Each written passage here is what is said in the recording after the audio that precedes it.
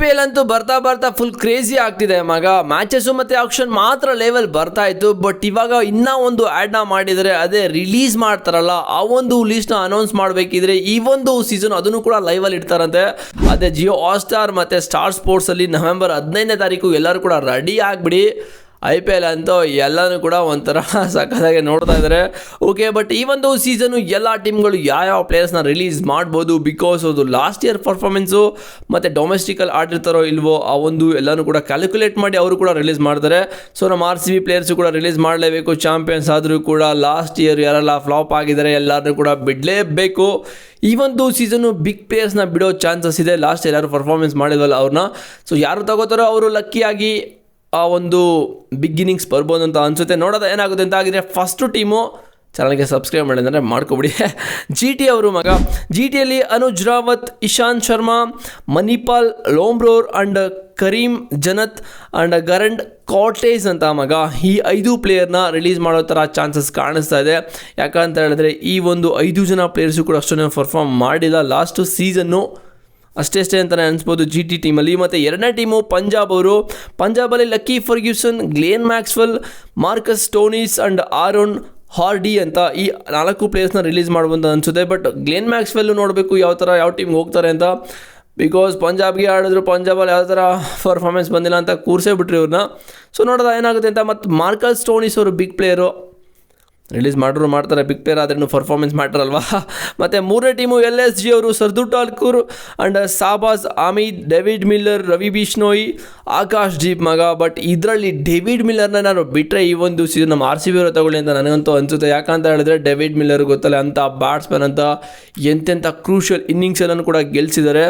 So ನೋಡಬೇಕೇನಾಗುತ್ತೆ. ಮತ್ತು ನಾಲ್ಕನೇ team DC ಅವರು. Natarajan, Faf du Plessis, Jake Fraser and Dushmantha Chameera ಈ 4 ಜನ ಪ್ಲೇಯರ್ಸ್ನ ರಿಲೀಸ್ ಮಾಡ್ತಾರೆ ಅಂತ ಅನ್ನಿಸ್ತದೆ. ಫಾಫು ನಮ್ಮ ಮಾಜಿ ಕ್ಯಾಪ್ಟನ್ RCBಗೆ ಇವ್ರನ್ನ ರಿಲೀಸ್ ಮಾಡೋ ಥರ ಚಾನ್ಸಸ್ ಇದೆ. ನೋಡೋದು ಏನಾಗುತ್ತೆ ಅಂತ. ಬಟ್ ನಟರಾಜನ ರಿಲೀಸ್ ಮಾಡಬಾರ್ದು, ಯಾಕಂತ ಹೇಳಿದ್ರೆ ಲಾಸ್ಟ್ ಇಯರ್ ಅವರು ಮ್ಯಾಚಸ್ನೇ ಆಡಿಸಿಲ್ಲ ಪಾಪ. ಒಳ್ಳೆ T20 ಬೌಲರ್ ಆ್ಯಕ್ಚುಲಿ ಅವರು. ಮತ್ತು 5ನೇ ಟೀಮು RR ಅವರು.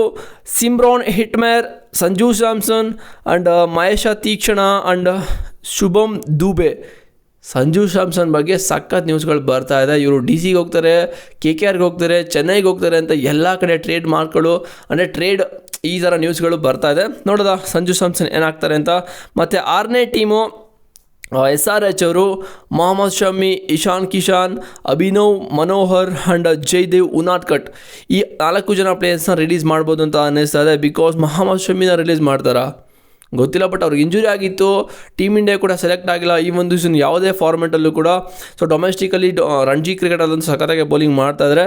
ಇಶಾನ್ ಕಿಶನ್ ಲಾಸ್ಟ್ ಸೀಸನ್ 100 ಹೊಡೆದಿದ್ದ ಮಗ SRHಗೆ. ಅದಾದಮೇಲೆ ಪರ್ಫಾರ್ಮೆನ್ಸೇ ಬಂದಿಲ್ಲ. ಒಂದು ಮ್ಯಾಚು ಮತ್ತು ಸ್ಟಾರ್ಟಿಂಗ್ ಮ್ಯಾಚು ಮತ್ತು ಕೊನೆ ಮ್ಯಾಚಲ್ಲೇನೋ ಹೊಡೆದ್ರು, ಅದಾದಮೇಲೆ ಥ್ಯಾಂಕ್ ಯು. ಮತ್ತು 7ನೇ ಟೀಮು ನಮ್ಮ RCB champions team last year.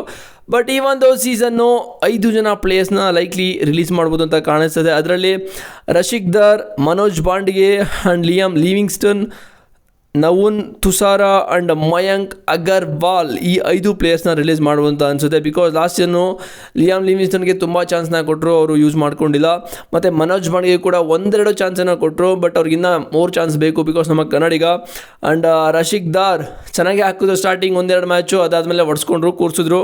And ನವಾನ್ Tushar ಇವರು ಕೂಡ ಓಕೆ. ಮಯಾಂಕ್ ಅಗರ್ವಾಲ್ ಲಾಸ್ಟಲ್ಲಿ ಬಂದು ಒಂದು ವಿನ್ನಿಂಗ್ ನಾಕ್ನ ಮಾಡಿದ್ರು, ಇವರ ರಿಟೈನ್ ಮಾಡ್ಕೊಂಡಿದ್ದು ಚೆನ್ನಾಗಿರ್ತಾಯಿತ್ತು.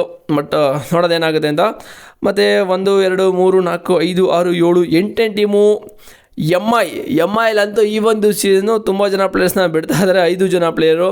Mujib Ur Rahman and Karan Sharma, Deepak Chahar, Reece Topley and Will Jacks ಈ 5 ಪ್ಲೇಯರ್ಸ್ನ ಬಿಡ್ತಾ ಇದ್ದಾರೆ. ವಿಲ್ ಜಾಕ್ಸ್ನ ತಗೊಂಡ್ರೆ ವರ್ತಿದೆ ಮಗ, ಬಿಕಾಸ್ ಸ್ಟಾರ್ಟಿಂಗಲ್ಲೇ ಪವರ್ ಪ್ಲೇ ಸಕ್ಕತ್ತಾಗಿ ಗುಂಗ್ತಾರೆ.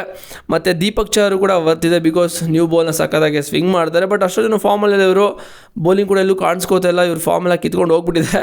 ಮತ್ತು ನಮ್ಮ ಪಕ್ಕದ ಮನೆಯವರು CSG ಅವರು.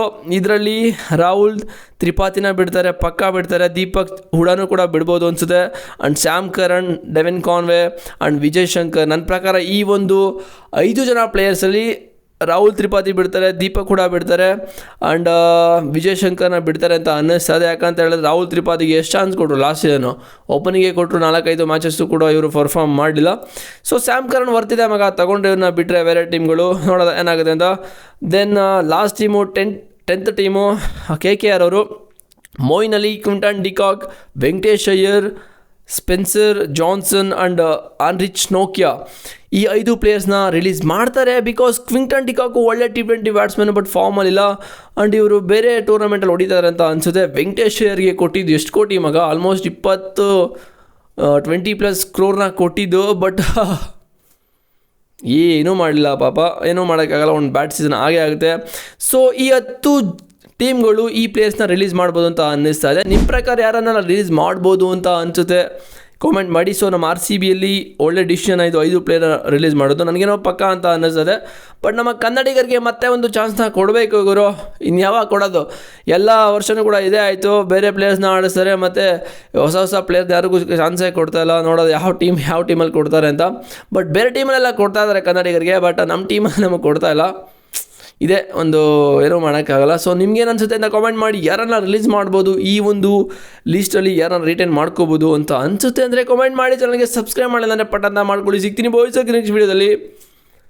C you.